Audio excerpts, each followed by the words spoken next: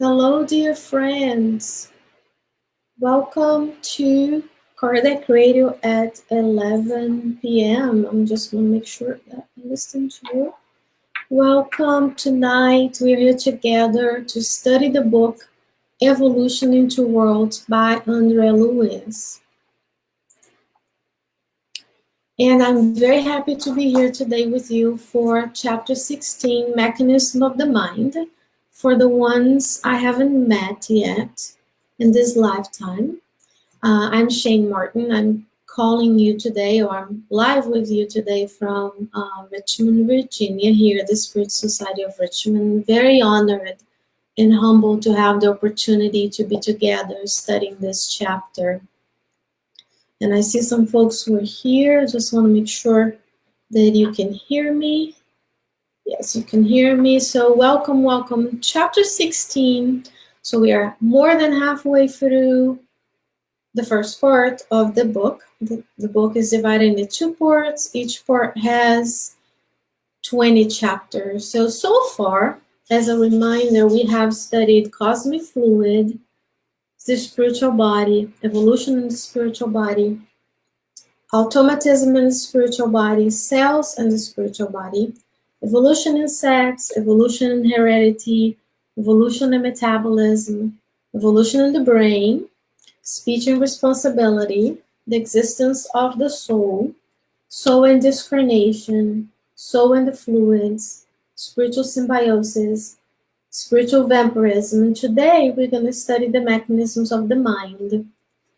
And I am very happy to be here in this wonderful virtual international spiritist center that we have. So with no further delay, I am going to share with you the slides here. So today we're going to talk about soul and the body. That's how Luiz has divided this chapter in soul and the body, spinal cord injury, restoration of reflexes, and then there's importance of cephalization or encephalization, animal decortication, synchronicity of stimuli, mechanisms, monoideism, and purgatory regions.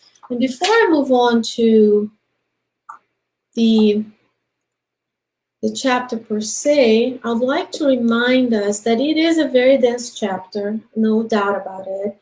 There's quite a good amount of scientific knowledge, but we all are capable of dissecting it out, all these teachings together here. So we're going to read once, we're going to read it twice, we're going to read it 3 times, and then every time you read the book, you will be able to understand a little bit more about this topic. And Luiz brings to us in the preface of the book, or comment to the reader, he says, dear reader, this book was born through communications by one brother to brothers and sisters who struggle and weep. Let us study the route of our multimillenary pilgrimage, feeling the heat of the flame of our spirits pulsating everlasting eternity. So this book is for you and I. We're currently here incarnated on the earth, and our discarnate friends who are suffering and who may be suffering all over. So join us today, and let's make an effort to improve ourselves through knowledge and study.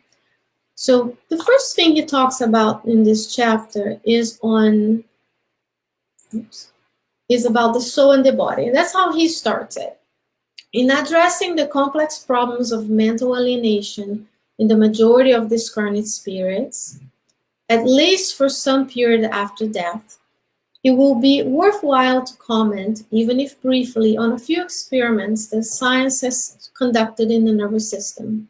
This will help us evaluate the importance of harmony between the mind and its physio-psychosomatic vehicle, the spiritual body, on the physical and extra-physical planes.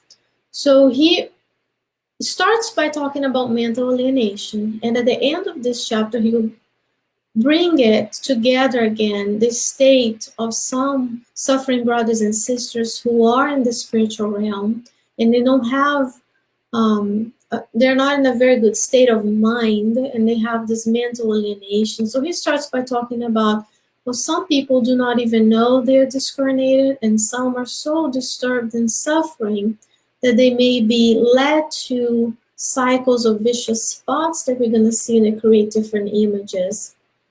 And the important part of this sub chapter on this chapter is the harmony between our mind and our spiritual body. And what does he mean when he talks about harmony between the mind and the body? This is what he's talking about. I want to read this to you and I'm going to break it down together. So similar to a musician and his or her instrument, soul and body, souls meaning in spiritism, the incarnate spirit and the physical body, work closely together to carry out the endeavors the life holds for them, for it, and knowing that the soul commands and the body obeys. It is the divine law's decree that human beings personally receive the fruits of their sowing. They reap, in the organs of their manifestation, greatest concessions from the Creator in order to work on perfecting themselves within the creation.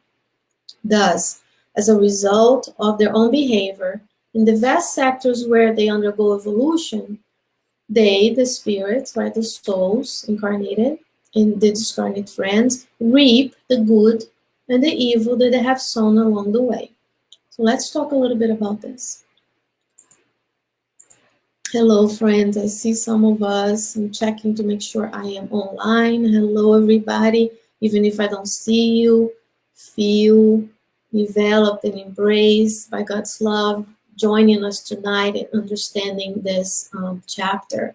So soul and body work together. That's the first thing we'll talk about.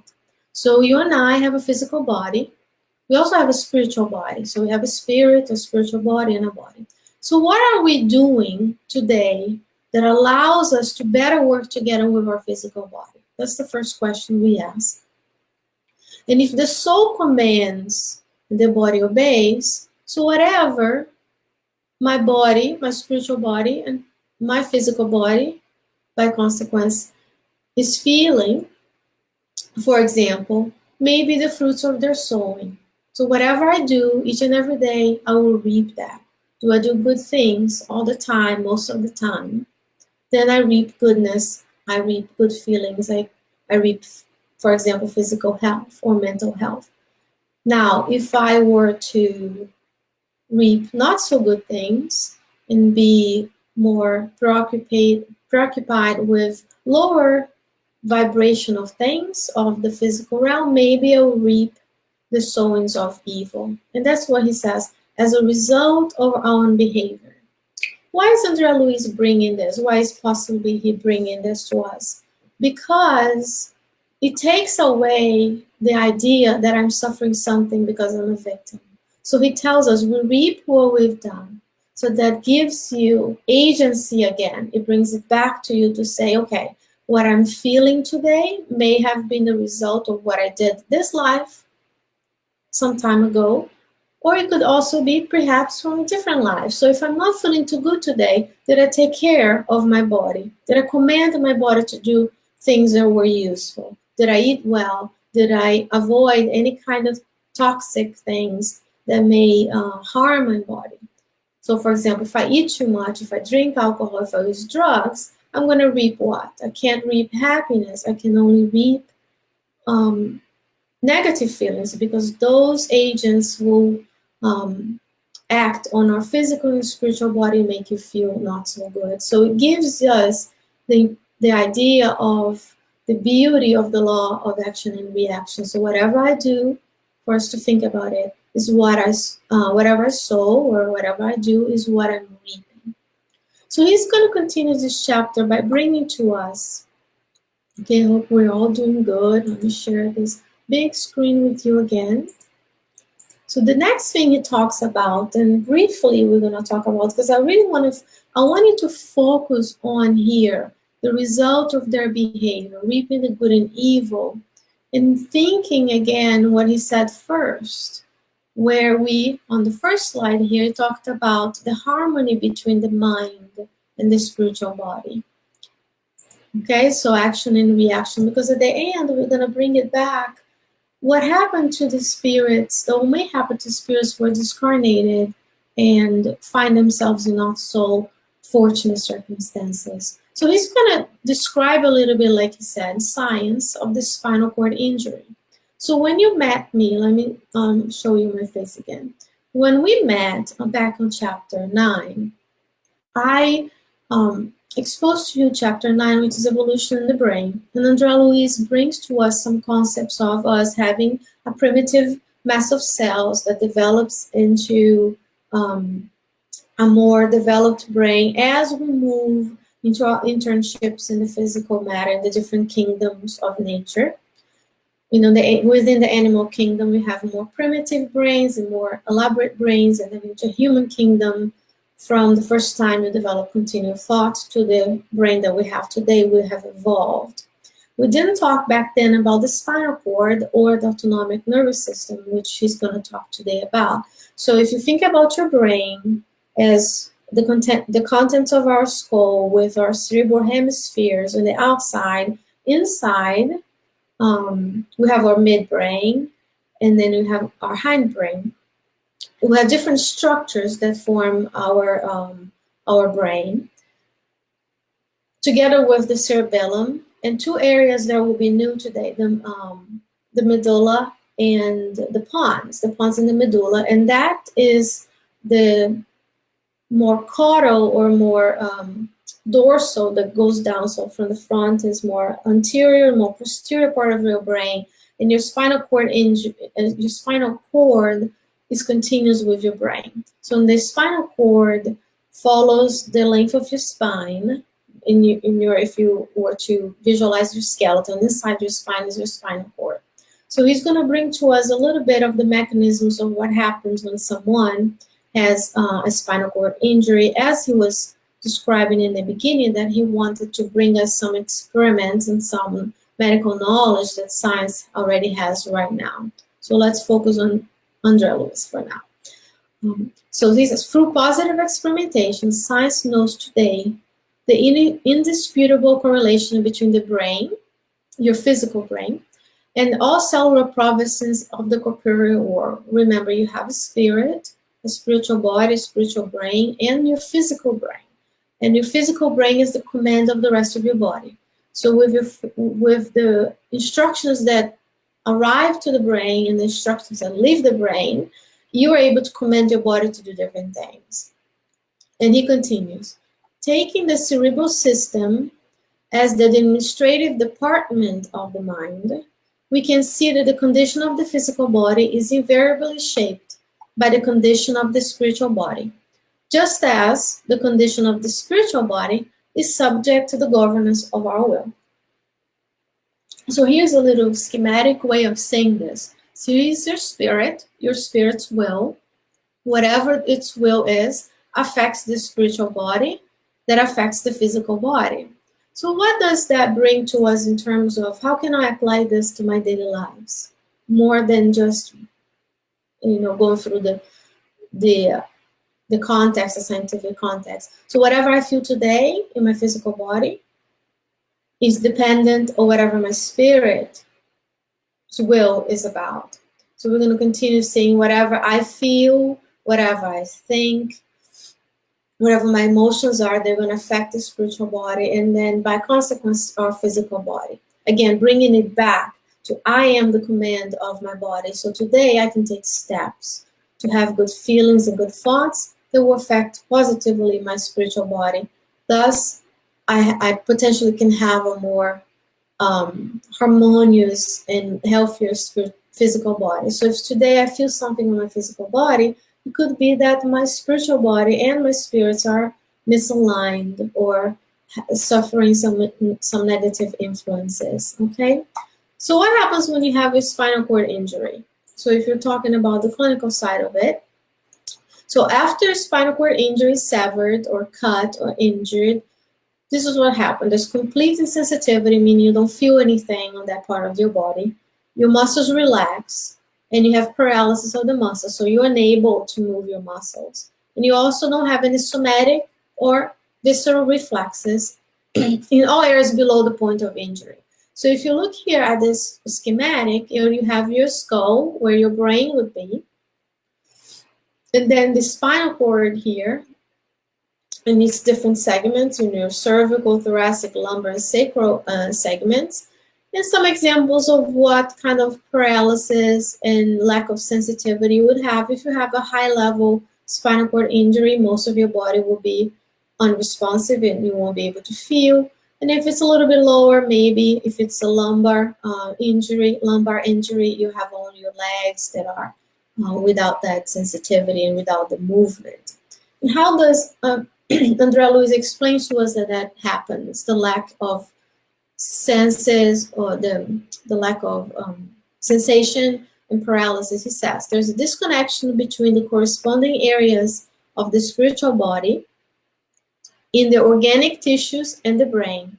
So the spiritual body disconnects from the brain. So there's no way for that signal to either reach the brain or leave the brain to do some motor function. Similar to a power being shut down to a sector of a power grid. So think about a wire, a spinal cord, and the nerves that come out of the spinal cord could be a metaphor for a wire metaphor for the spinal cord. So if you cut the wire, the electricity is unable to go from point A to from point B. So if you sever your spinal cord, you're unable to receive those sensations and those stimuli. So he says this connection is not complete. That makes sense. Why? If it were to be complete, it would cause, on a higher level, an irreversible liberating process of the soul, which would then discarnate. So even when the spinal cord is severed and there's disconnection, the disconnection is partial. That's what he's telling us. Subtle fluidic junctions remain active between the cells of the physical and the spiritual components as the physio-psychosomatic resources for making potential energy emergency adjustments. Okay? So he's telling us that we may lose those functions and those sensitivity, but of course it's not complete, because only at the moment of the physical body death, those junctions are severed. All right, so I'm gonna do one more and we're gonna be talking about it. So he also tells us that even though you lose the sensitivity, you lose the motor function, over time, there's a restoration of reflexes. So let me put myself back here so I can tell you what's going on. So when we talked about the brain last, we didn't talk about reflexes. Reflexes are different mechanisms that our bodies, our spirits have evolved through time for our bodies to have reflexes. So think of a reflex as something you don't have to think about in the simplest sense of the matter. So for example, put your hand on the stove. The stove is hot. Even before you can think about it or perceive it, you're going to withdraw your hand from the stove, or you step on something and withdraw your feet. Those are reflexes. So when you have a spinal cord injury, there's total paralysis in the beginning. And then over time, some reflexes will return. And of course, it depends on the amount of injury. If it's a partial injury, total injury, which is rare, but like total section of the spinal cord, or if it's just a section of it, but the spinal cord is so small that any trauma to it can be damaging. But he says, over time, there's a restoration of reflexes, okay? So it is by means of this readjustment, instinctively set up between the soul and the body, that the reflexes are gradually restored. In most cases, the reflex in this type of patient, the one that has spinal cord injury, reappear more slowly over the course of many weeks. And why is that? Why don't we get the restoration of reflexes right away? This is the amount of time needed for the cells of the spiritual body to overcome the resistance of the physical body and reimpose themselves on the physical vessels as much as possible. So when we have, and I want to talk about how, as someone who has taken care of people who have had spinal cord injuries, so you have a physical injury. So physically, there are different reactions that occur. The nerves are broken. The areas have inflammation. So over time, he's telling us, they need time. The cells of the spiritual body need time to overcome their resistance in the physical body, because your body is trying to repair the tissue. So there's some resistance to that. So over time, some reflexes may be restored. And then the cells of the spiritual body impose themselves in the vessels of the physical body as much as possible. This is very interesting because right now he's going to talk about, he also discussed here, which we're not going to have time to do today. It also talks about how the restoration of reflexes is faster in animals that are simpler than in humans. And that instinctively makes sense. So if you have a nervous system that is simpler than a more complex, the simpler one, the reflexes are restored. So for example, if a frog has an injury to its spine, the reflexes return much faster than if if a human being had severance of their spine. Okay, so he brings something here that physical science, if you will, science that we have today, still don't know. So we know there's phantom pain. And what is phantom pain? Phantom pain is when someone is, so let me show, I'm talking to the computer. So phantom pain is when someone, for example, with a spinal cord injury who can't feel or move their legs, for example, keep reporting that they have pain on their legs. Okay, so there's no physical connection between the legs and the brain for the brain to feel pain, because you feel pain actually in your brain. So the stimuli is on the periphery, but the perception of pain is in your brain. So for example, if someone lost an arm or lost a leg, an amputation, they still feel that part of their body existing and in pain, even though physically that is not there. So here Andrea Luiz explained to us something that one day, hopefully science will know, to be able to help those patients with phantom pain. Okay, so let's see what he says. He says, many patients complain of pain in the areas located under the level at which the cut was expressed. This is a phenomenon attributable to the contact of the cells of the spiritual body with the afferent fibers that vibrate in the sympathetic chain, entering the spinal cord above the injured region. So remember, he told us that below the level of injury, you lose muscle movement, you have relaxation of the movements and also sensation. And then now he's telling us that sometimes patients still going to complain about pain in that area, and that's because the cells of the spiritual body are connected with fibers in the sympathetic chain, which is part of the autonomic nervous system, above the injured region. So they still can feel pain, but they don't have that limb anymore. So this is something very nice about Spiritism, because Andrea Luiz and the good spirits bring to us that there are different mechanisms that one day, as a scientist myself, I hope science of the physical body will know so we can help. So let's recap where we are right now. So we've seen, if I can move here.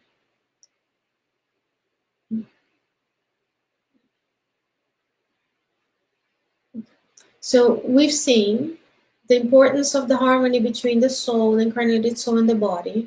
And we've seen that our physical body is under the command of the Spirit's will. So the Spirit's will act on the spiritual body that acts on the physical body. And also take emphasis on reaping what we sow. So that's important for us to think about how we command, that we, the spirits, command the body obeys, the spiritual body and the physical body obey. So we are to bring that back into our lives and think about what are we sowing, what are we reaping, and how can I make it better? Because that's going to bring back again, now he's going to talk about how the stimuli within the brain and within the vital centers of the brain, the spiritual body, are going to be connected with one another. Okay, so let me bring you back. Hope everybody's doing well. Looks like I am still logged in. I see a bunch of nice friends. Thank you so much for being here with us. If you're listening on demand, you're also very loved and cared by for being here with us. So the next part is synchronicity of stimuli. Okay, there's a lot of things to digest here, but we're going to break it down. So he says, we can easily see that the cerebral cortex, with its delicate divisions and subdivisions, governing the regulatory nuclei of the senses, movements, reflexes, and all of the neuronal manifestation of the incarnate individual corresponds to the headquarters of the cerebral center of the spiritual body in the physical body, and is joined to the seat of the crown center located in the diencephalon. So we saw that before in several chapters where we have the cerebral vital center that corresponds to a cerebral cortex, which is what? The outermost part of our brain.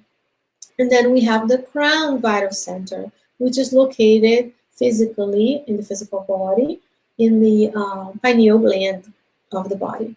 So they say both vital centers are combined in the perfect synchrony or synchronicity of stimuli, through which the spirit manifests itself in its harmonious, difficult, or imbalanced constitution. And how does that happen? So how can I be harmonious, difficult, and imbalanced? It's in accordance with the manner in which you and I value, preserve, harm, or disorganize the resources that divine law has provided for its sterilization in the physical and spiritual realms. Let's digest this together, if I may. So what do we have here? We have the mechanisms of how the spirit manifests itself. Okay, so we have our spirit, spiritual body, brain, and inside the brain we have physical seats for the spiritual vital centers. We have our cerebral cortex, which is literally the outer part of your body, the outer body of your brain, and then you also have your crown center. And through the interaction between these two centers, two vital centers in spiritism, we call crown, vital center and cerebral center, they're combined in perfect harmony, and through which we manifest harmonious, difficult, and imbalanced. So if I value and preserve the resources that divine law has given me, I may manifest harmony, happiness, and joy. Now, if I harm disorganizing the resources that divine law, divine creation has given me to exteriorize this brain of ours, then I will be manifesting imbalanced mental constitutions. Okay? So how does that matter to us? So let's think about however I feel, however I think, then I'm sending out those vibrations to the universe, literally, through the universal cosmic fluid, and those waves are coming back to me.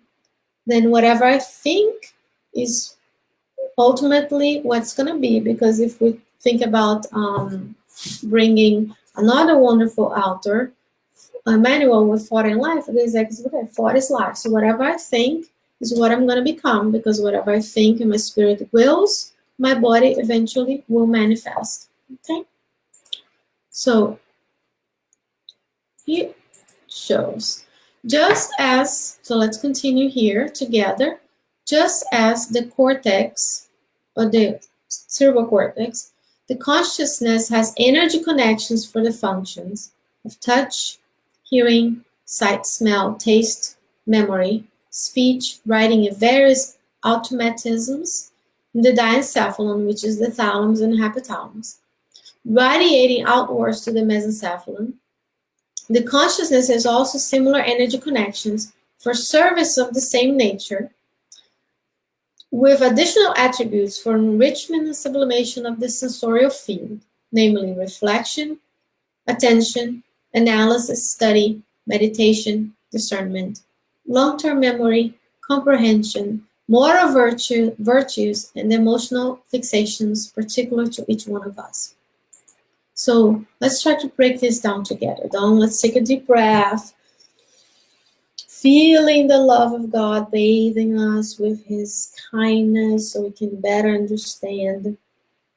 Because we have built in our autonomic nervous system a way to relax ourselves and be calmer and more mindful in the moment. So he says, the cortex has energy connections for touch, hearing, sight, and smell, etc. So the different areas of the brain cover different senses and functions. We also have areas inside of your brain that serve nuclei that also serve those functions in So relay stations for example, touch, there's a relay station, vision, and the thalamus, that information goes then up to the cortex.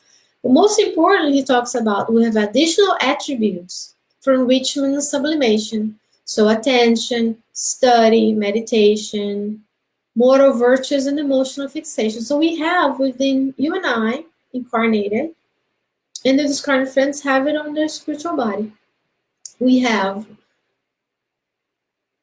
all the resources to improve ourselves. So if we were only to watch what he's telling us here, so how can I use those attributes for enrichment and sublimation?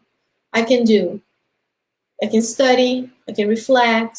Science already showed to us different areas of the brain that are activated when we meditate, and the benefits of meditation to decrease inflammation on the body. And there's also a seat and resources inside your brain for moral virtues and emotional fixation. So I can work on my moral virtues all within us. We've been spiritual principle, and we spent 1.5 billion years developing all these attributes that we've seen so far that Vanessa has explained to us to reach the point of continuous thought as a human soul, as a spirit. So we've experienced many thousands of different internships in different kingdoms learning it. So all those mechanisms are inside you and I. So that you and I now know these. Thus again, we can be proactive and do something about it. So working on moral virtues, reading good books, being in a company of good people, watching good movies, reading articles, and slowly, thought by thought, removing and replacing negative thoughts with good thoughts. So it's all in there. It's all built in, if you will, inside of ourselves. It's all now up to us to read and reread and read and reread. And there are Luiz books, especially Evolution into Worlds, over and over again, because every time you're going to learn something new. Every time you're going to improve upon yourself. Okay? Still see that people are still with me. So let's move on. Because I want to make sure we can cover everything for today. So this is very important. Remember, I talked about the connection, mind and body connection, and how the body and mind work together. So he says, using the crown center, combined with the cerebral center, vital center, the crown center, the cerebral center, to emit the wave of inquiry and work that concerns us. We then receive the wave back in a circuit of substantial waves from our own mental force and with afferent and efferent impacts, so that from the essence of the results or reflections of our actions, our conscience by itself can discern the rightness or wrongness of our choice in this or that circumstance of life. All right, let's go back here together. Breathing in and out. So here is what he has talked about before. So we emit waves of inquiry. So whatever I'm questioning, whatever I'm concerned about, and whatever I'm working on, whatever is my current preoccupation, I'm emitting. And then I receive back. So I get in attunement with other folks who are receiving the same thing. Again, you have the power today to change the waveform, to slowly change the waveform, because I'm not saying tomorrow we're going to become pure spirits and have only good thoughts. But today, every time a thought comes to your mind, good, not good. Good, continue, not good, replace with a good one. This is Joanna de Angelis bringing it. See, the Spiritist doctrine adds, and adds. The spirits come and complement one another, because there's no missing information, but they bring in and don't contradict one another. So from the essence of results of our actions or reflections on our actions. So whatever, based on whatever I've done, my conscience can discern the rightness or wrongness of our choice.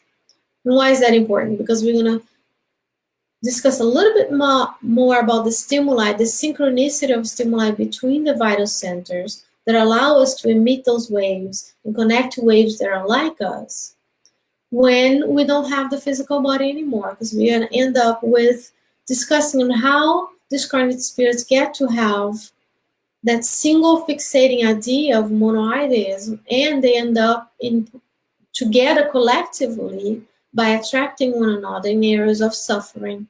And we're going to build to that. So André Luiz is very wise when he gets that. Okay. Continue. We must not forget that each nucleus of the connections we have been discussing is subdivided into various peculiarities. We can then see that if a blockage can occur in some of the cortical areas of the physical body, may also occur in the spiritual body, when a disturbance of the mind temporarily obstructs this or that energy center in the regions of the diencephalon in the crown center of the discarnate spirit. What is he talking about here, friends? A blockage that can occur in some of the cortical areas of the physical body would be something like a stroke. So if a blood vessel in your brain bled, hemorrhagic stroke, or a blood vessel in the brain was blocked, ischemic stroke, then that area of your brain would physically be unable to work, so would die.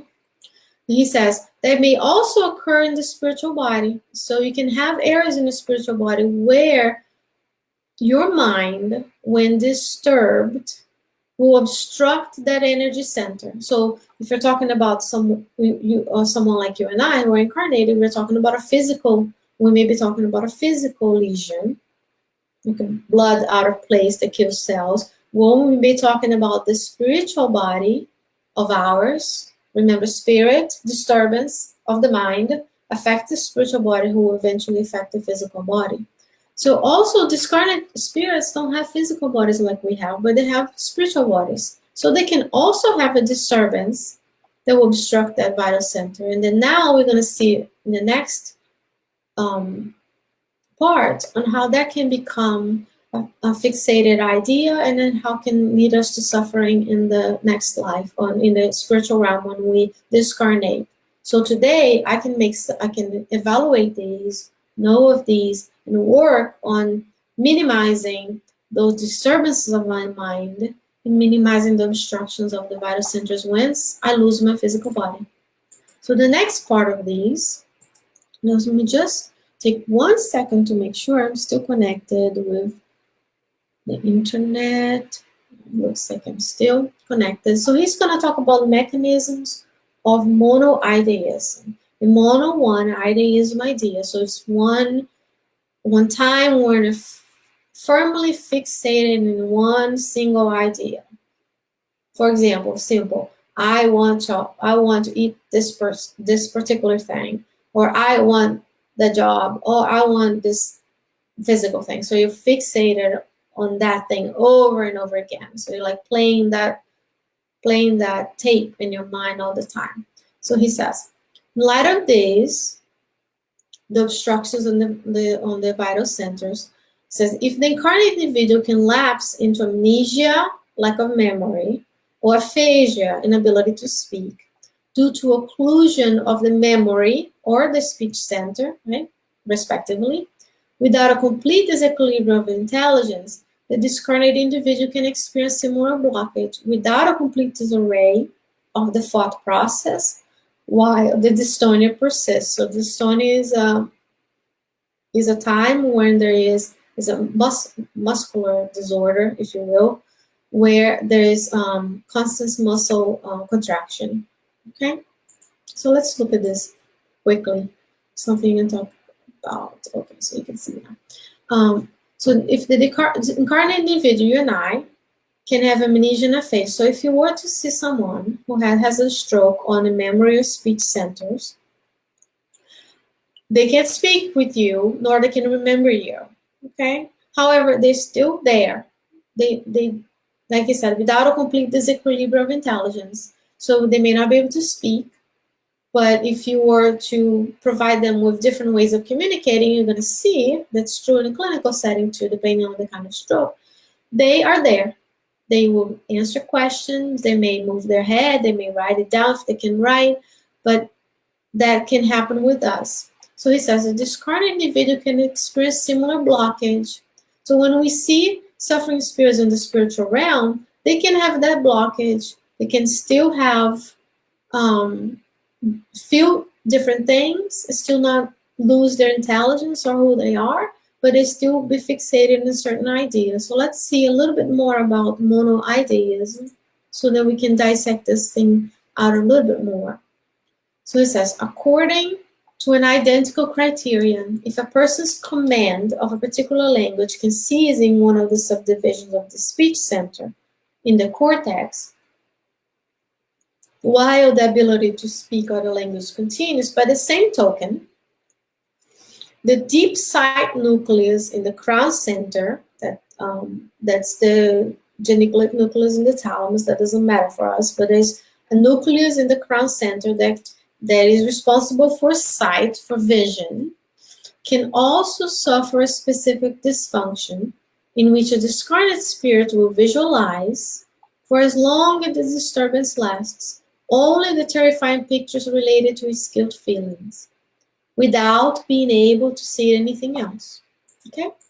So why do we think that Luiz is bringing this very detailed explanation of how a disturbance on our spiritual body due to the state of our spirit and the spirit's will and the state of our mind can bring about dysfunctions, both in the incarnate plane, if you, for example, still have your body, or in the discarnate plane. And he says, if the deep sight nucleus in the crown center and the spiritual body, right? Because this is a discarnate being. The spirit will visualize as long as the disturbance lasts. Only the terrifying pictures relate to its guilt feelings without being able to see anything else. So that's how they can start to be fixated on that idea, because that screen of scenes is going to be playing in over and over again. So they're going to fixate on that. For example, we talked about vampirism yesterday, spiritual vampirism. And when that person is fixated, he hurt me, she hurt me, and they keep thinking about what that person did to him or her, and they connect to that person once that person is more vulnerable, and then the obsessive process starts. You're like, I want this, I want that, I want that. They can't see anything else. They can't perceive what happened, the whole story, or even their role on the story. So their a dysfunction on that crown center can lead to this discarnate spirits to be replaying that role. And I have to make a small pause here just to say, I did not put much pictures on this slide, and I know pictures help us visualize. Let me make sure. Pictures help us visualize the content. However, the content that we're going to show to you next is a content that relates to suffering spirits. In the same way that a beautiful picture of the brain can allow you to visualize the areas of the brain and help you understand what Luiz is bringing, a picture of suffering spirits may also bring us sadness. So we don't want to bring to your mind and for you to be fixated on these pictures. Or so we decided to bring more, or I decided to bring more under the influence of course, the spirit guides who are always with us, bring just the text so we can understand, or try to start to understand what's going on, what is the mechanism, and most importantly, what can I do about it? Okay, so I know my soul, my mind-body connection is very important. My soul commands, my body obeys if I'm incarnated. My spirit commands, my spiritual body, and then the body commands if I'm incarnate. Then knowing the mechanisms by which our crown center and the cerebral center work in synchronicity of stimuli for us to emit the waves of vibration. So whatever I'm emitting is what I'm receiving.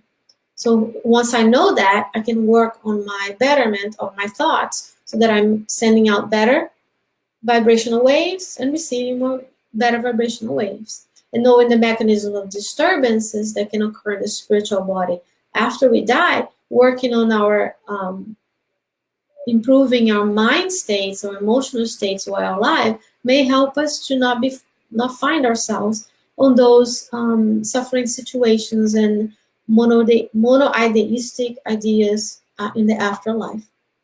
So now, with that pause, back to Luiz. He says, The spirit will hear only accusatory voices that testify to its unconfessable debts and will be unable to hear any other sounds. You will remember only the events associated with moral suffering, and will completely forget all the other events, even those related to his personality. So now, remember, before he talked about how they're going to visualize terrifying pictures related to its guilty feeling. So it's something that he or she did that made them feel guilty. So they're going to be focused on that idea, feeling guilty and the remorse, and those pictures will be playing over and over again. In addition to that, there will be the voices that will accuse the person of what they've done, and they won't hear anything else, so will be focused on that. So he says, why does that matter? That explains why there is so few instances of complete individual identification in the generality of mediumistic communications with demented or suffering spirits who remain stuck on monoideism. And what does that do? Isolates them in exclusive types of memories and emotions. Under such conditions, the continuous thought that flows from their minds in the vicious cycles coagulates or materialize dreadful nightmares in connection with the memory they labor. So he's explaining to us here why sometimes some folks will be conducting the spiritist mediumistic meetings, and the suffering spirits come and they're all focused on my suffering. That person did this to me, my suffering, I'm this. So they have one idea. That's because on the spiritual body, there's a disturbance of the sight nucleus or the hearing nuclei. So they're only hearing the same voices, they're only seeing the same terrifying images. So they're even unable to remember any events before that event they're focused on. So that is one explanation. And I would like you to focus here on the continuous thought that flows from their minds in the vicious cycles. So they're continuously thinking of that thing they did or whoever hurt them or the suffering they went undergo, and they can't break free from that. And most importantly, the thought coagulates or materializes. So those are real concrete things in the spiritual realm, in dreadful nightmares in connection with the memories they harbor. If anything, we try to work on our difficulties in this lifetime so we don't find ourselves in that less than happy situation, but also now that we know the life goes on and there's suffering spirits and not, there's good spirits as well, we pray for the suffering spirits who are in this situation because they're really living the nightmare. They're hearing the voices, they're seeing the terrifying images, and that causes them suffering. Okay? So he says, these nightmares are not mere abstract creations. In a continuous flow, the repeated images formed by living particles of mental matter. So these are real particles of mental matter, are expressed in pictures, but they also obey the briefer or lengthier vitality of the thought, juxtaposed on the discarded individuals that give them the form. Now,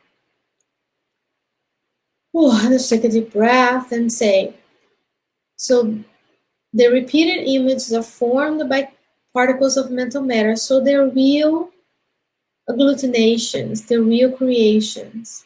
And they'll be brief or be lengthier, depending on the discarnates that give them form. So he says, congregating creations of the same type, suffering type, but kindred spirits and spirits that are alike, established through spontaneous associations, terrifying scenes in which their guilt consciousness expiates from the appropriate length of time the consequence of their crimes, thereby disrupting the harmony of divine laws and at the same time disrupting themselves. So what is he telling us here? He is briefing us. He's trying to help us understand what comes next. The next part is Purgatorial Regions or Purgatory Zones. So if you read any of the books of Luiz, you may have noticed that sometimes it describes areas of suffering.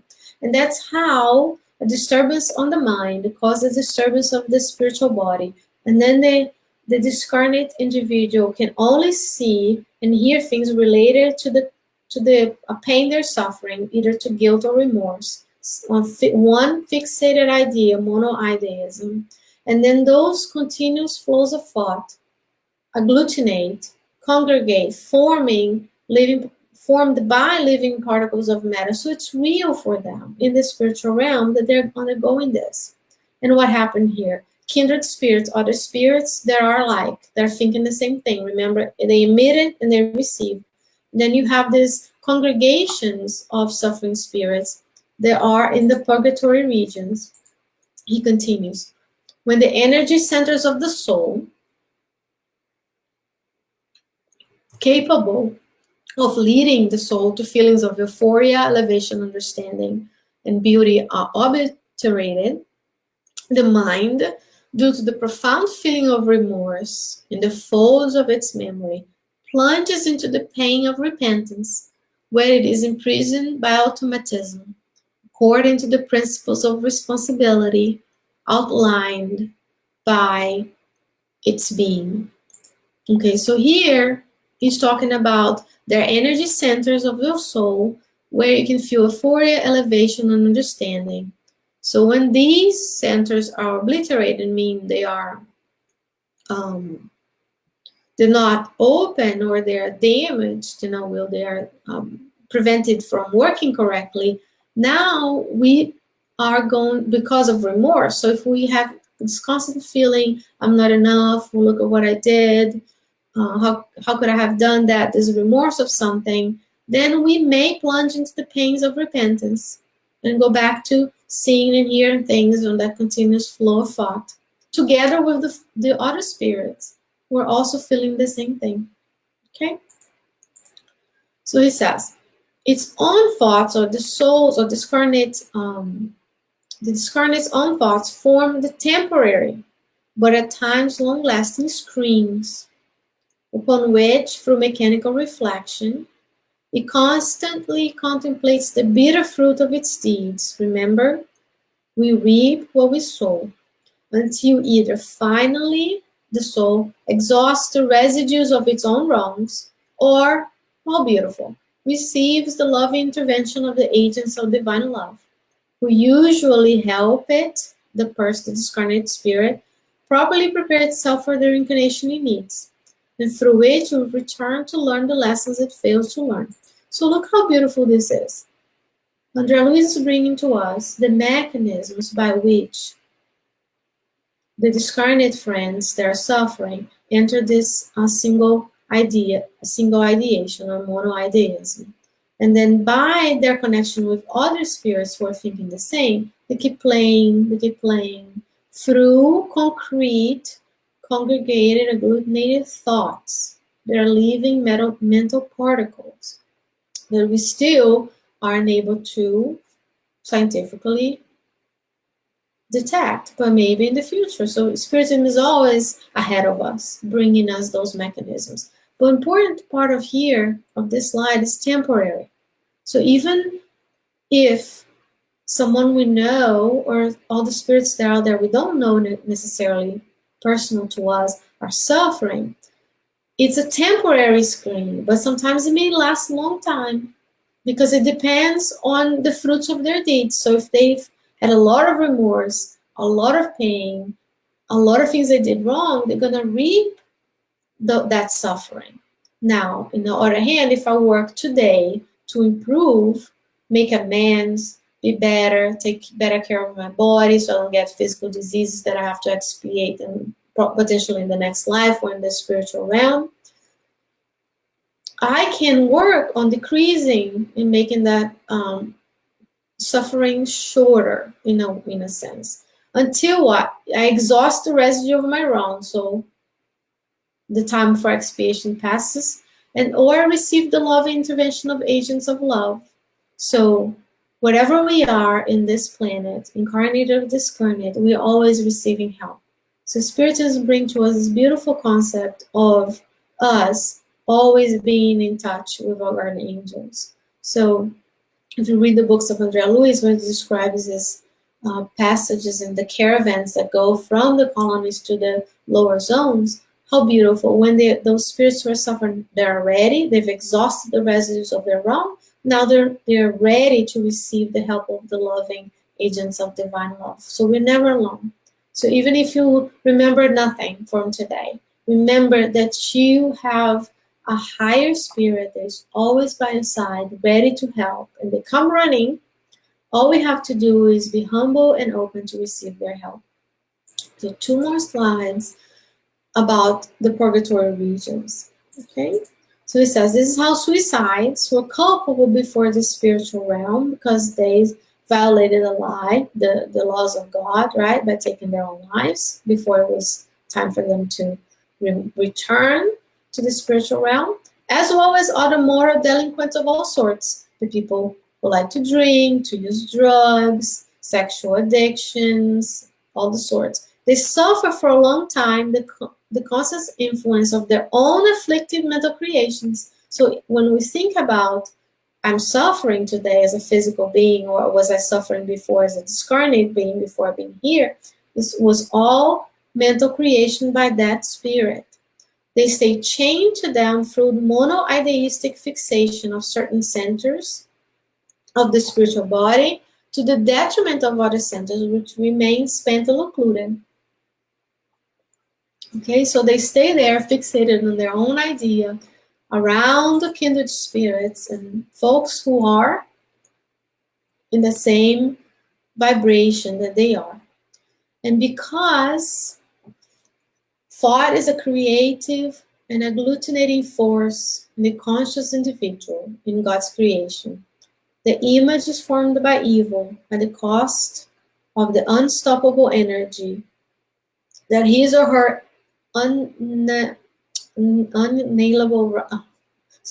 inherent attributes serve to create the regenerative environments in which the soul, crazed by its own remorse, is hindered in its progress, isolated in the consequence of its crimes. So even though they are suffering and they're hindered in the process, those environments are regenerative because at some point they are going to exhaust those the resources, and then they will be ready to help. So it's still an area for learning. However, it's also the consequence of its crime. So whatever we did, again, as we started with what you are, what your spirit's will is, and you reap what you sow. So let's sow good things so we can reap good things. So he says, such environments comprise an association of hundreds and thousands of other delinquent souls are true continents of anguish, filters of affliction and pain. Were choked by the suffering that they created for themselves, the soul's insanity or cruelty slowly give way to balanced reasoning so that they may be readmitted to the redemptive endeavor required of them. Okay, so let's bring back all together. I'll leave with the with the few minutes we have here. We started by saying the importance of the harmony between our bodies and our souls, and how your spirit's will commands the spiritual body, that commands the physical body. So it gives us an insight of how today I take care of this vessel that was given by God to me to improve myself. And then we talked about how the stimuli within our vital centers in the brain, the spiritual brain and the physical brain, are in synchronicity of stimuli, and how they work together to exteriorize our spirit's desires and the things that we're feeling and thinking. And those waves of thoughts go out into God's creation and return back to us. So we are emitting and attracting similar thoughts. So today I can choose to have better thoughts. It gives you the agency, it gives me the agency to do better, take better care of myself and my thoughts, have good nourishment for our souls. And then he also explains how some suffering friends can be entrapped into these vicious cycles of nightmares and visions and voices and due to their remorse by the wrong deeds, but always bringing to us the beauty that there is even on those areas of suffering.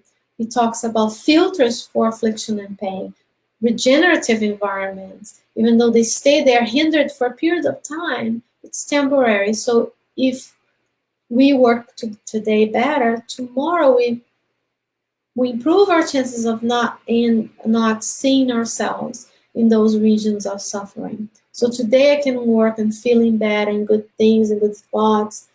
And as I take a few more minutes of your time, I am not associated with this company, and I always recommend Spiritist books. We're talking about mental emissions and how well we can take care of our bodies. I'm going to show you again the book from Luiz. You Can Heal Your Life. So you can have the book and have good thoughts and feeling, meditations, have almost like spiritual vitamins. Spiritual vitamins where when you feel sad, depressed, you remove yourself from that melancholic state and say, I am worth, God loves me. And also, she sells audiobooks. And talking about the body, we talk about Love Your Body audiobooks. So you play this when you're driving or when you're getting ready to sleep. So you strengthen yourself through study and reflection and meditation, understanding where shortcomings in and understanding your strengths, asking the good spirits to join you in this endeavor of improvement, and using all the resources that we have in our spiritual body, in our physical body, so that we can better improve throughout time. I really hope that you have benefited from this region. I see beautiful friends here in my feed, so it shows like I'm still online. I really appreciate you guys staying here, those few moments together. And if you allow me, I would like to finish with a prayer, because we want to pray for ourselves and for all those who are suffering. Okay. So, dear Mother, Father God, we thank you so very much for the opportunity to be together today, for the enlightening teachings that you bring us, for allowing us to be permeable to your teachings and your love, opening our hearts to the presence of those who love us. May we be a vessel to co-create with you in this lifetime. And may all the benefits that we received today and always be shared with our brothers and sisters who are suffering in both realms of life, not only throughout our beautiful planet Earth, but all throughout your universal creation.